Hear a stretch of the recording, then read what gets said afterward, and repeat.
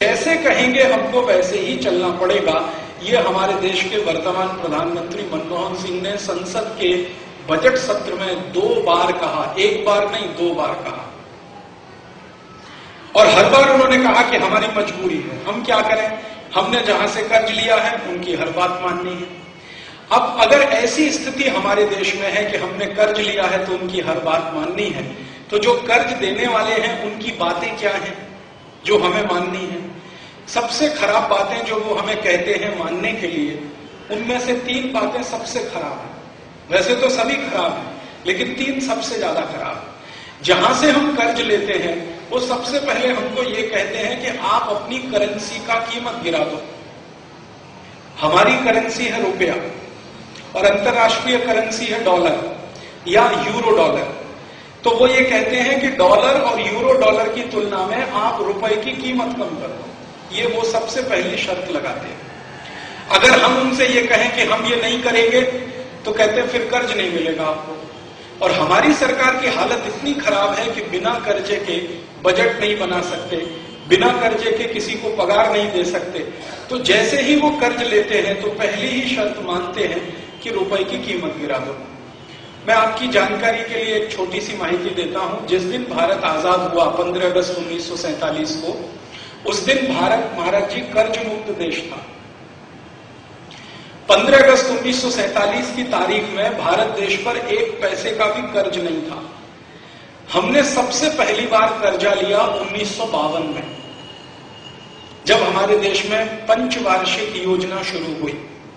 दूसरा कर्ज लिया 1957 में, तीसरा लिया 1962 में, और 62 में डबल कर्ज लिया महाराज जी हमने।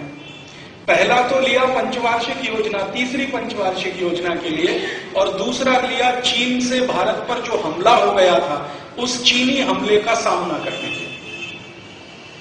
इसी तरह चौथी बार कर्ज लिया 1965 में, पाकिस्तानी हमला हुआ और हमले से देश को बचाना है। 5वीं बार कर्ज लिया 1967 में, 6ठी बार लिया 1971-72 में, और उस समय भी महाराज जी 2 कर्ज लेने पड़े, डबल लेना पड़ा। एक तो पंचवार्षिक योजना के लिए, दूसरा बांग्लादेश बनाने के लिए।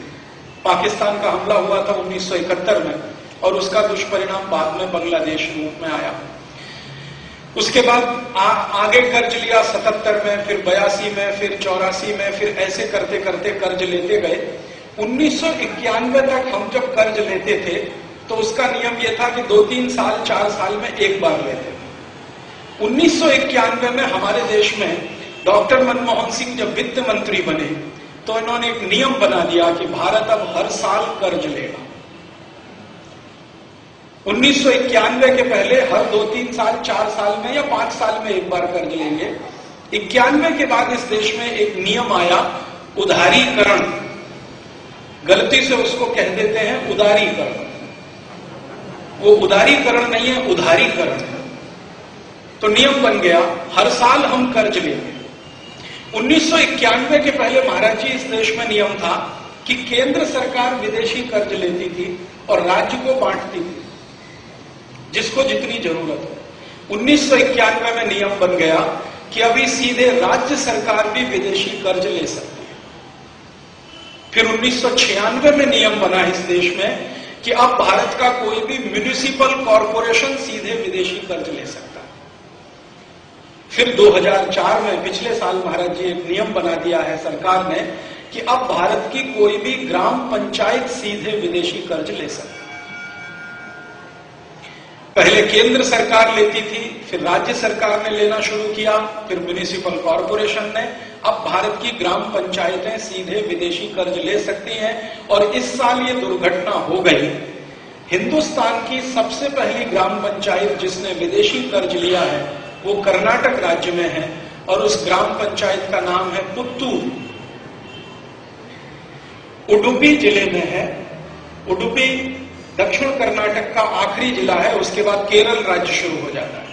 तो उडुपी जिले की ग्राम पंचायत पुत्तूर, उसने इस साल $60 करोड़ विदेशी कर्ज लिया है। उस ग्राम पंचायत के सरपंच से मुझे मिलने का सौभाग्य मिला अभी थोड़े दिन पहले, क्योंकि मैं उस गांव में व्याख्यान देने गया था। मैंने सरपंच को पूछा, भाई ये $60 करोड़ जो आपने कर्ज लिया है इसको वापस कैसे करेंगे? तो कहने लगा, राजीव भाई मैंने पूरी ग्राम पंचायत को गिरवी रख दिया, मॉर्गेज कर, माने ग्राम पंचायत की सारी संपत्ति उसने गिरवी रख के $60 कोटी कर्ज ले लिया। वापस कैसे करेंगे? वो कहता है ग्राम पंचायत की संपत्ति बिक जाएगी, इससे ज्यादा क्या होगा। मैंने पूछा ये कर्ज किसके लिए लिया है? तो पूरी ग्राम पंचायत को पानी देना है, पीने का पानी, उसके लिए पाइपलाइन बिछानी है, उसके लिए कर्ज लिया। मैंने उसको पूछा अभी क्या हो रहा है? तो कहने लगा पाइपलाइन बिछा रहे हैं, पानी है, पानी नहीं है, पाइपलाइन बिछा रहे हैं। पानी कब आएगा? तो पानी लाने के लिए अगले साल फिर नया कर्ज लेंगे। पानी क्यों नहीं है? क्योंकि पानी आए तब जब कोई डैम हो, बंधारा हो, तालाब हो जिसमें पानी इकट्ठा हो, वो पानी पाइपलाइन से गांव में जाए। वहां कोई तालाब नहीं है, बांध नहीं है, डैम नहीं है, बंधारा नहीं है, तो पानी तो मिलने से रहा। तो अगले साल बांध बांधने के लिए नया कर्ज लेंगे। इस साल पाइपलाइन डालने के लिए कर्ज ले लिया है। और उस पुत्तूर ग्राम पंचायत ने भारत के 6,32,000 ग्राम पंचायतों के लिए रास्ता खोल दिया है। अब सब कर्ज लेना शुरू करें। और हमारे वर्तमान प्रधानमंत्री का सबसे ज्यादा जोर है ऋणम कृत्वा घृतम पिबेत, यावत जीवेत सुखम जीवेत ऋणम कृत्वा घृतम पिबेत। हमारे देश में एक व्यक्ति हुए चारवाक, उनका एक फिलॉसफी था, उसको भारतीयों ने कभी स्वीकार नहीं किया। वो फिलॉसफी यही था, ऋणम कृत्वा घृतम पिबेत यावत जीवेत सुखम जीवेत। जब तक जियो सुख से जियो, कर्जा लेके घी पियो। तो हमारे प्रधानमंत्री ने सबके लिए रास्ते खोल दिए हैं। आप परिवार में हैं तो कर्जा लो, कर्जा लेके घर बांधो, कर्जा लेके कार खरीदो, कर्जा लेके क्रेडिट कार्ड रखो, कर्जा लेके शेयर बाजार में पैसा लगाओ, कर्जा लेके धंधा करो, कर्जा लेके कुछ भी करो। कर्ज की खुली छूट है। किसानों के लिए कह दिया तुम कर्जा लो और आत्महत्या करो, क्योंकि जितना कर्ज लोगे उतना ब्याज भरना है, ब्याज भरना है, पैसा नहीं है तो आत्महत्या करो। तो हर साल किसानों की आत्महत्याएं हो रही हैं, छोटे छोटे व्यापारी मर रहे हैं, फंस रहे हैं। ये कर्जे का एक मकड़ जाल हिंदुस्तान में शुरू कर दिया है। जैसे अमेरिका में होता है ना, कोई बच्चा जन्म लेता है तो कर्ज में और मरता है तब भी कर्ज में। वही व्यवस्था अब हिंदुस्तान में लाई जा रही है। अब इसमें समस्या क्या आती है कि कर्ज लेना तो आसान है, पटाना मुश्किल है, क्योंकि ब्याज भरना पड़ता है और ब्याज की कई सारी शर्तें होती हैं, वो तकलीफ देता है। तो उनकी शर्तें क्या होती हैं? सबसे खराब शर्त होती है, आप कर्जा जिस दिन लोगे उसी दिन वो कहेंगे कि आपकी रुपए की कीमत गिराओ। तो हमारी सरकार रुपए की कीमत गिराती है। 15 अगस्त 1947 को जिस दिन भारत आजाद हुआ, कर्ज मुक्त देश था, उस दिन भारत का ₹1 और अमेरिका का $1 दोनों बराबर थे। 15 अगस्त 1947 का कोई भी समाचार पत्र निकालकर आप पढ़ना, क्योंकि उस जमाने में कुछ अखबार निकलते थे। एक अखबार निकलता था हिंदुस्तान टाइम्स, एक निकलता था टाइम्स ऑफ इंडिया, एक निकलता था मुंबई समाचार। मुंबई समाचार आजादी के पहले का अखबार। आपके यहाँ कोई लाइब्रेरी में मुंबई समाचार की कॉपी मिल जाएगी 15 अगस्त 1947 की। उसके फ्रंट पेज पर रुपए और डॉलर का एक्सचेंज रेट लिखा हुआ है, राइट हैंड में कोने पर है। उसकी कटिंग मेरे हाथ में है, मेरी फाइल में है। ₹1 $1 बराबर है। ₹1 एक स्टर्लिंग पाउंड बराबर है। स्टर्लिंग पाउंड माने ब्रिटेन की करेंसी। ₹1 और एक फ्रैंक फ्रांस की करेंसी, वो बराबर है। ₹1 और एक ड्यूशमार्क जर्मनी की करेंसी, वो बराबर है। दुनिया में उस समय जितने भी बड़े देश माने जाते हैं उनका एक करेंसी और हमारा एक करेंसी बराबर है। कारण क्या है कि वो दिन तक भारत कर्ज मुक्त देश है। वो दिन तक हम कर्ज देने वाले देश हैं, लेने वाले नहीं।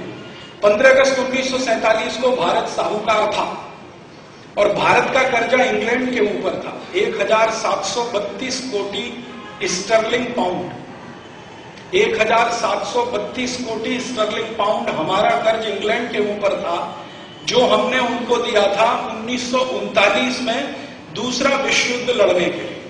क्योंकि इंग्लैंड के पास दूसरा विश्व युद्ध लड़ने के लिए पैसा नहीं था और हिटलर उनको मारने को तैयार बैठा था। तो हिटलर से इंग्लैंड को बचाने के लिए भारत के नागरिकों ने इंग्लैंड को मदद किया था और इंग्लैंड ने हमको वायदा किया था कि अगर भारत हमारी मदद करेगा दूसरे विश्व युद्ध में तो हम भारत को आजाद करेंगे जल्दी से। उस मदद के रूप में हमने 1